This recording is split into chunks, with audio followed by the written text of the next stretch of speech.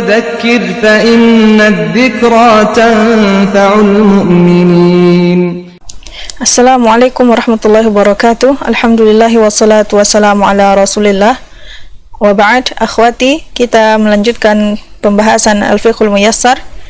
Kita masih pada bab berwudu dan kita lanjutkan pada Al-Mas'alatu Sabi'atu, permasalahan yang ketujuh, ma yajibu lahul wudu'u, apa yang padanya wajib untuk berwudu.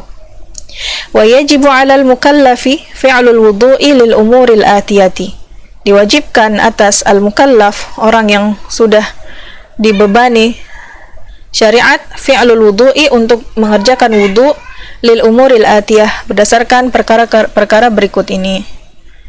As-salatu, dari salat, li hadis Ibnu Umar marfu'an, berdasarkan hadis Ibnu Umar secara marfu', la yaqbalullahu salatan bighairi tuhurin, Allah Ta'ala tidak menerima salat bighairi tuhurin, tanpa disertai bersuci, wala sadaqatan min ghululin, dan tidak juga sedekah dari harta yang didapat dengan cara curang.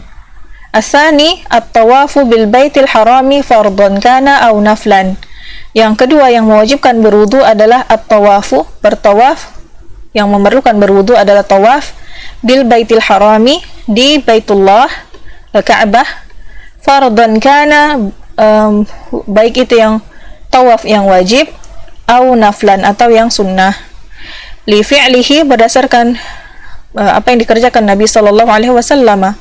Fa innahu tawadda'a thumma tawafa bil baiti, beliau dahulu bertawadda, berwudu, thumma tawafa bil baiti, lalu bertawaf di Baitillah.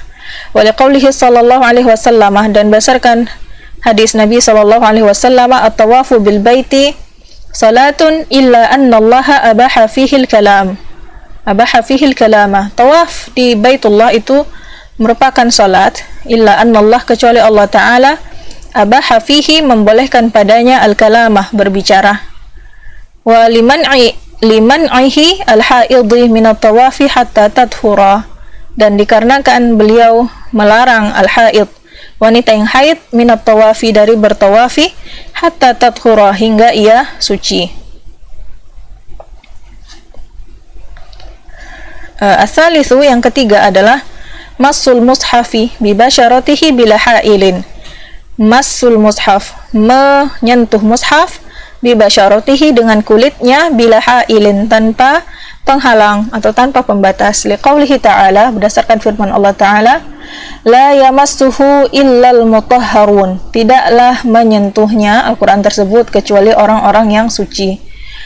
Wa liqaulihi sallallahu alaihi wasallam, berdasarkan hadis Nabi sallallahu alaihi wasallam, la yamassul qur'ana illa tahirun, tidaklah menyentuh Quran kecuali orang yang suci.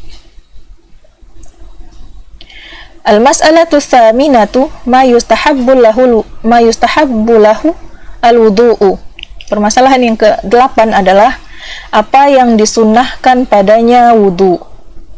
Yustahabbul wudu'u wa yundabu fil ahwali taliyati, disunnahkan berwudu dan dimandubkan pada keadaan-keadaan berikut ini. Al-awwalu 'inda dzikrillahi ta'ala wa qira'atil qur'ani, ketika berzikir kepada Allah Ta'ala dan membaca Al-Quran. Asani 'inda kulli salatin, di ketika hendak salat. Limuwadhabatihi sallallahu alaihi wasallam ala dzalik, karena Nabi sallallahu alaihi wasallam merutinkan hal tersebut, melaksanakannya selalu. Kama fi hadis Anas radhiyallahu anhu, berdasarkan hadis Anas radhiyallahu anhu, qala, beliau berkata, kana Nabi sallallahu alaihi wasallam yatawaddau 'inda kulli salatin, berwudu ketika hendak salat, meskipun belum batal. As-salisu yustahabbul wudu'u lil junubi idza arada an ya'uda lil jima'i, disunnahkan berwudu untuk orang yang junub, idza arada, jika ia ingin, an ya'uda lil jima'i, untuk kembali mengulang berjima', aw arada nauma awil akla awi syurba, atau ia hendak tidur, awil akla, atau makan, awi syurba, atau minum. Di hadis Abi Sa'id al-Khudri, berdasarkan hadis Abi Sa'id al-Khudri radhiyallahu anhu, anna Rasulullah sallallahu alaihi wasallam qala, idza ata ahadukum ahlahu thumma arada an ya'uda falyatawadda, jika salah satu dari kalian mendatangi istrinya, summa arada an ya'uda, dan hendak mengulangi, falyatawadda, hendaklah ia berwudu. Wal hadits Aisyah radhiyallahu anha, dan berdasarkan hadis Aisyah radhiyallahu anha, anna Rasulullah sallallahu alaihi wasallam kana idza arada an yanamu wa huwa junubun, dahulu jika beliau hendak tidur, wa huwa junubun, dan beliau dalam keadaan junub, tawadda'a wudu'ahu lis-salati, beliau berwudu sebagaimana wudunya untuk salat, qabla an yanama, sebelum beliau tidur. Wa fi riwayatin laha, dan berdasarkan riwayat dari Aisyah juga, fa arada an ya'kula aw yanama, atau jika beliau hendak makan atau tidur.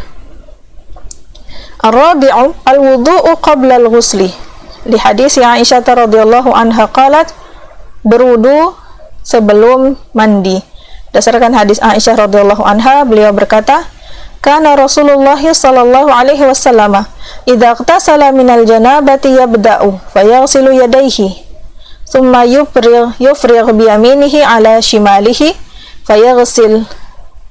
fayaghsilu farjahu thumma yatawadda'u wudu'ahu lis-salati. Al-hadis. Dahulu Nabi sallallahu alaihi wasallam idza ightasala, jika mandi, minal janabati, dari junub, yabda'u, beliau memulainya, fayaghsilu yadayhi, dengan mencuci kedua tangannya, summa yufrigh, kemudian mencurahkan biyaminihi, dengan tangan kanannya, ala shimalihi, ke bagian kirinya, fayaghsilu farjahu, dan mencuci kemaluannya, summa yatawadda'u, kemudian berwudu, wudu'ahu lis-salati, sebagaimana wudunya untuk salat. Al-khamisu 'inda an-naumi, ketika hendak tidur, li haditsil Bara bin Azib radhiyallahu anhu qala, beliau berkata, qala an-nabiy sallallahu alaihi wasallam, idza ataita madja'aka fatawadda wudu'aka lis-salati summa taji' ala syaqqikal ayman, jika engkau datang ke madja'ika, tempat pembaringanmu, fatawadda, maka berwudulah, wudu'aka, sebagaimana wudu engkau, lis-salati, untuk salat, summa taji', lalu berbalinglah, ala syaqqikal aymani, ke bagian kanan tubuhmu. Al-hadis. Demikianlah pembahasan Al-Fiqhul Muyassar kali ini. Insyaallah kita lanjutkan pada pelajaran berikutnya. Wassalamualaikum warahmatullahi wabarakatuh.